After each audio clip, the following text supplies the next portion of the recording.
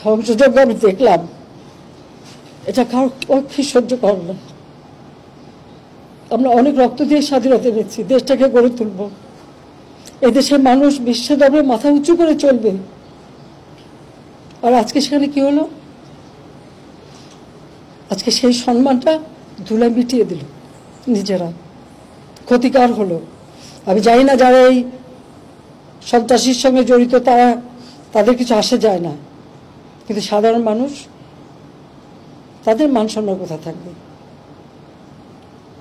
আরো দুঃখের বিষয় হলো, লন্ডন থেকে নির্দেশ যায় যেখানে যেখানে বাঙালি আছে সেখানে সেখানে আন্দোলন করতে হবে। আর এই আন্দোলন করতে যে তাদের অবস্থাটা কি? লন্ডনে আমাদের আওয়ামী লীগের উপর হামলা করলো, সেখানে পুলিশ এসে ওই বিএনপি 3 নেতাকে গ্রেপ্তার করেছে। ইউএইতে মানে সেখানে তারা মিছিল করতে গেছে, 57 জনকে গ্রেপ্তার করেছে।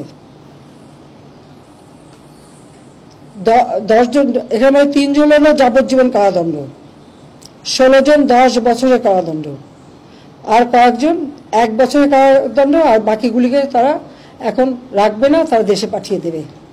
সেখানে তারা আমাকে গালি দিচ্ছে, দেশের বিরুদ্ধে তারা স্লোগান মিছিল। ওই দেশে আইন আছে, কেউ মিছিল করতে পারে না, কিন্তু তাদেরকে উস্কে দেওয়া হয়েছিল লন্ডন থেকেই যে মিছিল করতে হবে।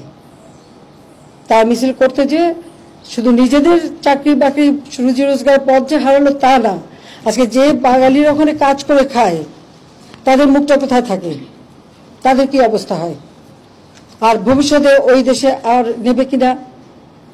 তারপরে আমি সাথে সাথে সেখানে আমাদের অ্যাম্বাসেডারের সাথে কথা বলছি, ওদের সাথে আমাদের ভালো সম্পর্ক, এখানে অ্যাম্বাসেডারের সাথে কথা বলেছি। তারা বলছে এই অপরাধীগুলি যে শাস্তি দিয়েছে এখানে আমাদের কিছু বলার নেই, তাদের দেশের আইনে এটা আছে। সৌদি আরবে সেখানেও মিছিল করতে গেছে, আপনারা জানেন সৌদি আরবে কখনো মিছিল করতে পারে না, সেখানে 20 জনকে গ্রেপ্তার করেছে।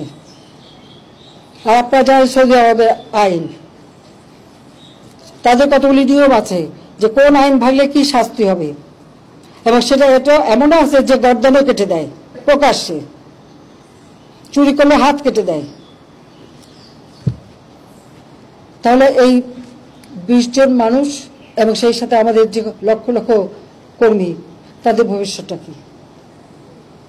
আমার সাথে সকলে একটা ভালো বন্ধুত্বপূর্ণ সম্পর্ক আছে বলেই তাদের কাছে আমি সাথে সাথে মেসেজ পাঠিয়েছি এবং দুঃখ প্রকাশ করেছি, এবং এই শাস্তি এটা তাদের আইনে, কাজে এখানে আমাদের কিছু বলার নেই।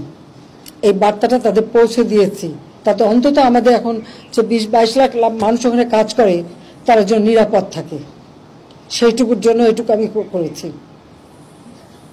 সারা পৃথিবী জুড়ে দেশটাকে একেবারে, এবং এখনো আরো অনেক জায়গায় টেলিফোন করে বলছে ওখানে আন্দোলন করো।